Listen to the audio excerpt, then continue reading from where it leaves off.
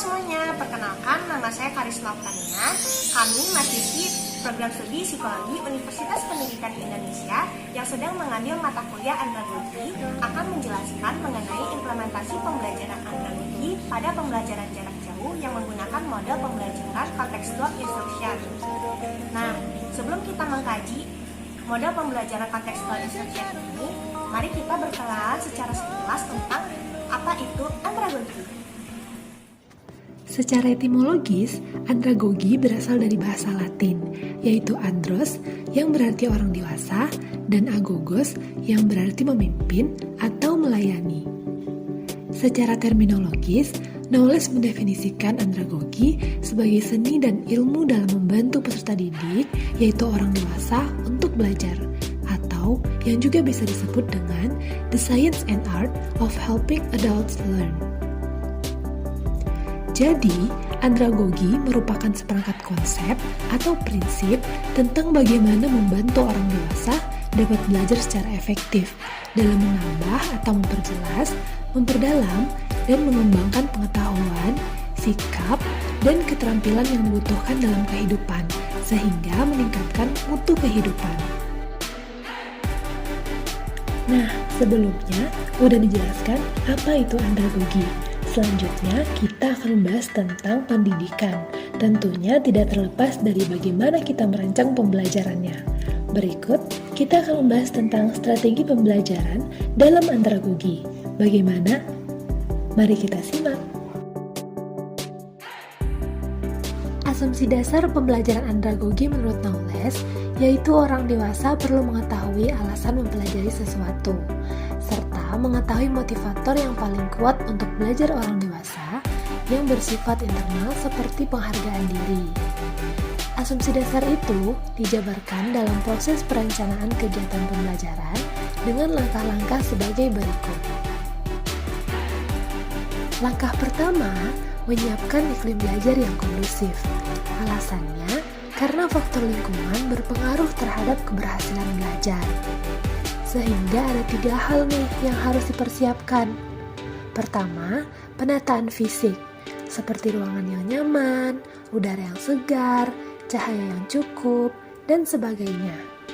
Termasuk dengan kemudahan memperoleh sumber-sumber belajar yang baik. Kedua, penataan iklim yang bersifat hubungan manusia dan psikologis, seperti terciptanya suasana atau rasa aman, saling menghargai, dan saling bekerja sama. Ketiga, penataan iklim organisasional yang dapat dicapai melalui kebijakan pengembangan SDM, penerapan filosofi manajemen, penataan struktur organisasi, kebijakan finansial, dan pemberian insentif. Langkah kedua, menciptakan mekanisme perencanaan pembelajaran dalam model andragogi dilakukan secara bersama-sama antara fasilitator dan peserta didik. Maksudnya ialah agar peserta didik merasa lebih terikat terhadap keputusan dan kegiatan bersama. Langkah ketiga, menetapkan kebutuhan belajar dalam proses pembelajaran.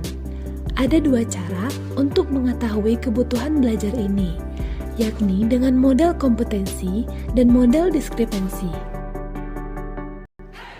Model kompetensi dapat dilakukan dengan menggunakan beberapa cara, misalnya seperti penyusunan model peran yang dibuat oleh para ahli. Nah, pada tingkat organisasi dapat dilakukan dengan melaksanakan analisis berbagai dokumen seperti deskripsi tugas, laporan pekerjaan, penilaian pekerjaan, dan lain-lain. Pada tingkat masyarakat dapat digunakan berbagai informasi yang berasal dari penelitian para ahli, laporan statistik, jurnal, bahkan buku. Adapun model diskrepensi adalah dengan mencari kesenjangan. Yang dimaksud dengan kesenjangan ialah selisih antara kompetensi yang dimodalkan dengan kompetensi yang dimiliki oleh peserta didik. Peserta didik perlu melakukan self-assessment. Langkah berikutnya ialah merumuskan tujuan khusus dari program. Perlu diingat bahwa tujuan pembelajaran ini akan menjadi pedoman bagi kegiatan-kegiatan pengalaman pembelajaran yang akan dilakukan. Langkah kelima, merancang pola pengalaman belajar. Untuk mencapai tujuan yang telah ditetapkan, perlu disusun pola pengalaman belajarnya, atau dengan kata lain, rancangan programnya.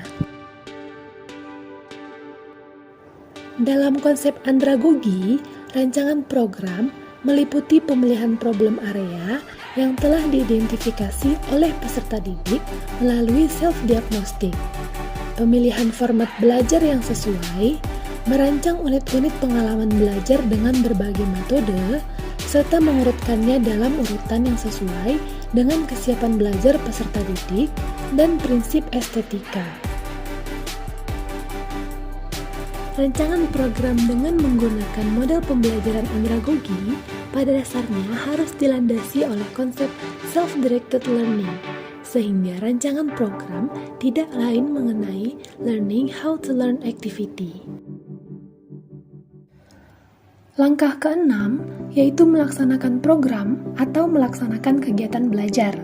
Adapun catatan penting yang perlu diketahui untuk melaksanakan program kegiatan belajar adalah: apakah cukup tersedia sumber daya manusia yang memiliki kemampuan membelajarkan dengan menggunakan model andragogi? Proses pembelajaran andragogi adalah proses pengembangan sumber daya manusia. Sehingga peranan yang harus dikembangkan dalam pengembangan sumber daya manusia adalah peranan sebagai personel yang juga mengembangkan sumber daya manusia. Dalam konteks pelaksanaan program kegiatan belajar, hal yang berkaitan dengan berbagai teknik untuk membantu orang dewasa belajar harus dipahami. Begitu juga dengan yang berkaitan dengan bahan-bahan serta alat-alat pembelajaran. Langkah ketujuh atau langkah terakhir yaitu mengevaluasi hasil belajar dan menetapkan ulang kebutuhan belajar. Proses pembelajaran model andragogi diakhiri dengan langkah mengevaluasi program. Pekerjaan mengevaluasi merupakan pekerjaan yang harus terjadi dan dilaksanakan dalam setiap proses pembelajaran. Tidak ada proses pembelajaran tanpa evaluasi. Proses evaluasi dalam model pembelajaran andragogi bermakna pula sebagai proses untuk merediagnosis kebutuhan belajar. Apa tujuannya? Tujuannya ialah untuk membantu peserta didik mengenali ulang model-model kompetensi yang diharapkannya dan mengakses kembali diskrepansi antara model dan tingkat kompetensi yang baru dikembangkannya. Pengulangan langkah diagnosis ini menjadi tahapan integral dari langkah evaluasi.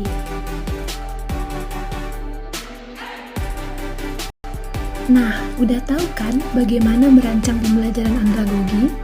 Selanjutnya, sesuai dengan judul pembahasan, kami akan membahas tentang model pembelajaran contextual instruction, yang merupakan model pembelajaran yang disukai mahasiswa pada saat pembelajaran jarak jauh. Kenapa kami bisa mengatakan bahwa model contextual instruction merupakan model yang disukai? Karena sebelum ini, kami telah melakukan survei terhadap 100 orang mahasiswa di seluruh daerah yang pernah mengikuti pembelajaran jarak jauh dengan rentang umur 18 hingga 24 tahun, lalu menghasilkan seperti diagram berikut. Dari diagram terlihat bahwa 100 mahasiswa yang aktif dalam pembelajaran jarak jauh memilih contextual instruction sebagai model pembelajaran yang paling disukai pada tingkat 29%. Diikuti oleh small group discussion pada tingkat 18%, problem-based learning pada tingkat 16%, simulasi dan discovery learning pada tingkat 10%, project-based learning pada tingkat 8%, dan dilanjutkan dengan model pembelajaran lainnya. Alasan 29 dari 100 mahasiswa yang aktif dalam pembelajaran jarak jauh memilih model pembelajaran contextual instruction adalah karena mahasiswa mendapatkan penjelasan dari orang yang lebih mengerti akan teori yang dijelaskan, seperti dari tenaga pengajar. Selain itu, pada pembelajaran contextual instruction, mahasiswa juga mendapat contoh konkret dan nyata dari pengaplikasian teori ke dunia nyata, yang membuat mahasiswa lebih memahami teori-teori yang dipelajari, apalagi jika contohnya sesuai dengan perkembangan zaman. Selain itu, mahasiswa juga menyarankan model pembelajaran Teaching Games for Understanding. Model ini adalah model game berbasis pedagogis yang bertujuan untuk menghasilkan pemahaman yang lebih besar dari semua aspek permainan, sekaligus meningkatkan tingkat aktivitas fisik, keterlibatan, motivasi, dan kesenangan dalam pendidikan jasmani pelajaran. Lalu, ada juga model pembelajaran Community of Inquiry. Model ini berbasis penemuan dengan didukung komunitas, sehingga mahasiswa bisa memecahkan suatu masalah dalam diskusi, juga menciptakan solusi baru lewat diskusi online dalam komunitas yang berisikan antar kelas biologi, antar kampus, dalam satu website. Jadi, diskusi terjadi di blog atau website learning yang telah disediakan. Kesan mahasiswa selama pembelajaran jarak jauh juga bervariasi. Ada yang menyukai belajar online, ada yang netral, dan ada yang merasa kesulitan dengan pembelajaran jarak jauh. Alasannya juga beragam. Dari yang sudah mulai bisa beradaptasi dengan perkuliahan online, memiliki banyak waktu luang, dan juga bisa melakukan beberapa pekerjaan sekaligus.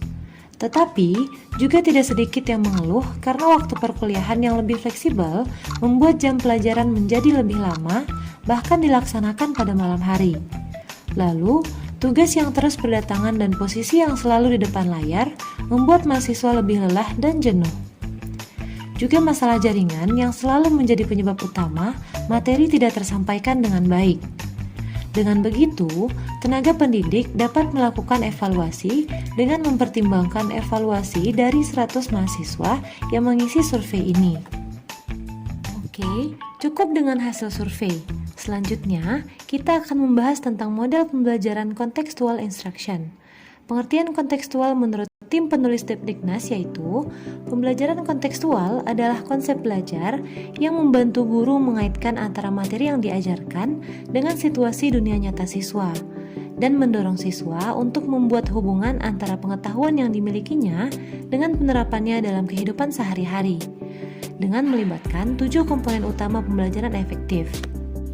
Yang pertama adalah konstruktivisme, yaitu mengembangkan pemikiran siswa tentang belajar yang lebih bermakna, dengan cara bekerja sendiri, menemukan sendiri, dan mengkonstruksi sendiri pengetahuan dan keterampilan barunya.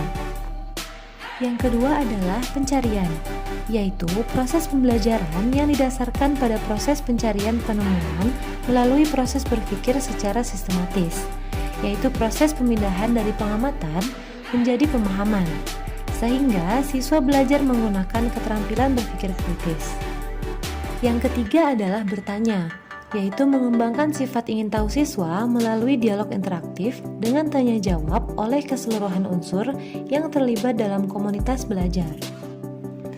Yang keempat adalah komunitas belajar, yaitu hasil pembelajaran yang diperoleh dari kerjasama dengan orang lain. Guru dalam pembelajaran kontekstual selalu melaksanakan pembelajaran dalam kelompok-kelompok yang anggotanya heterogen. Siswa yang pandai mengajari yang lemah, yang sudah tahu memberitahu yang belum tahu, dan seterusnya. Yang kelima adalah pemodelan. Dalam pembelajaran keterampilan atau pengetahuan tertentu, perlu ada model yang bisa ditiru oleh siswa. Model dalam hal ini bisa berupa cara mengoperasikan, cara melempar atau menendang bola dalam olahraga, cara melafalkan dalam bahasa asing, atau guru memberi contoh cara mengerjakan sesuatu. Yang keenam adalah refleksi, yaitu merupakan upaya untuk melihat, mengorganisir, menganalisis, mengklarifikasi, dan mengevaluasi hal-hal yang telah dipelajari. Yang ketujuh atau yang terakhir adalah penilaian otentik, yaitu merupakan proses pengumpulan berbagai data untuk memberikan gambaran perkembangan belajar siswa. Data ini dapat berupa tes tertulis, proyek, karya siswa, dan performance yang terangkum dalam portofolio siswa. Selanjutnya, ada 8 komponen yang menjadi karakteristik dalam pembelajaran kontekstual, yaitu sebagai berikut. Yang pertama, membuat koneksi yang bermakna, seperti membuat koneksi yang baik antar sekolah.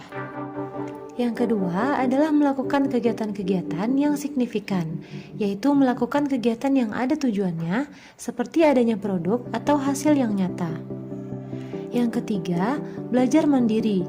Siswa dapat mengatur diri sendiri sebagai orang yang belajar secara aktif dalam mengembangkan minatnya secara individual. Yang keempat, bekerja sama. Contohnya seperti guru dan siswa bekerja secara efektif dalam kelompok. Guru membantu siswa memahami bagaimana mereka saling mempengaruhi dan saling berkomunikasi. Yang kelima adalah berpikir kritis dan kreatif. Siswa dapat menggunakan tingkat berpikir yang lebih tinggi secara kritis dan kreatif, seperti dapat menganalisis, membuat sintesis, memecahkan masalah, membuat keputusan, dan menggunakan logika dan bukti-bukti. Yang keenam adalah mengasuh atau memelihara pribadi siswa. Siswa memelihara pribadinya sendiri dengan memberikan perhatian, memotivasi, dan memperkuat diri sendiri. Yang ketujuh, mencapai standar yang tinggi.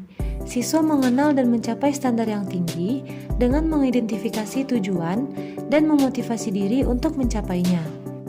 Dan yang terakhir yaitu menggunakan penilaian autentik. Siswa menggunakan pengetahuan akademis dalam konteks dunia nyata untuk suatu tujuan yang bermakna. Dengan konsep itu, hasil pembelajaran diharapkan lebih bermakna bagi siswa. Proses pembelajaran berlangsung alamiah dalam bentuk kegiatan siswa bekerja dan mengalami, bukan mentransfer pengetahuan dari guru ke siswa. Strategi pembelajaran lebih dipentingkan daripada hasil. Siswa didorong untuk mengerti apa makna belajar, apa manfaatnya, dan bagaimana mencapainya. Dengan demikian, mereka akan memposisikan dirinya sebagai pihak yang memerlukan bekal untuk hidupnya nanti. Berikutnya, terdapat prinsip-prinsip dalam pembelajaran kontekstual yang terdiri dari 6 prinsip, yaitu yang pertama, keterkaitan atau relevansi. Proses belajar hendaknya ada keterkaitan dengan bekal pengetahuan yang telah ada pada diri siswa.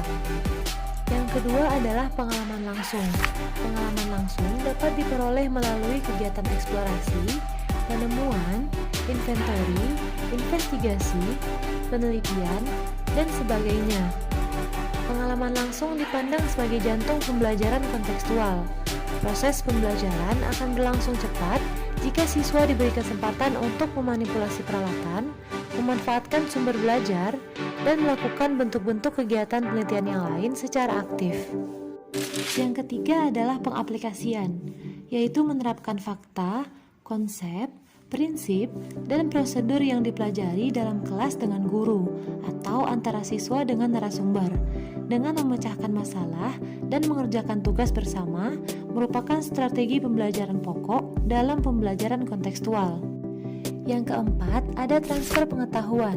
Pembelajaran kontekstual menekankan pada kemampuan siswa untuk mentransfer situasi dan konteks yang lain merupakan pembelajaran tingkat tinggi, yaitu lebih daripada sekedar hafal. Yang kelima adalah kerjasama, yaitu kerjasama dalam konteks saling tukar pikiran, mengajukan dan menjawab pertanyaan, dan komunikasi interaktif antar sesama siswa. Dan yang terakhir yaitu pengetahuan, keterampilan, nilai, dan sikap yang telah dimiliki pada situasi lain. Berdasarkan uraian di atas, prinsip-prinsip tersebut merupakan bahan acuan untuk menerapkan model kontekstual dalam pembelajaran. Implementasi model pembelajaran kontekstual lebih mengutamakan strategi pembelajaran daripada hasil belajar, yakni proses pembelajaran berlangsung secara alamiah dalam bentuk kegiatan siswa bekerja dan mengalami, bukan transfer pengetahuan dari guru ke siswa.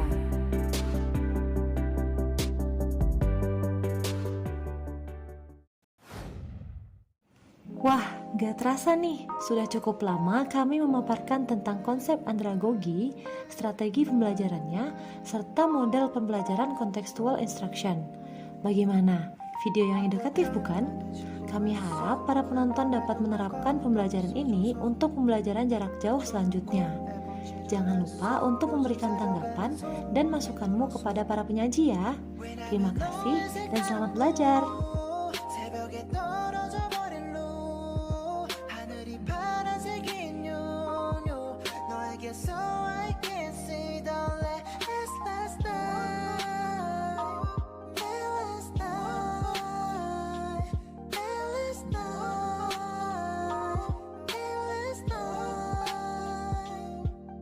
작은 동전이란 같아서 뒤집어 생각하란 말에 머릿속을 돌아다녔어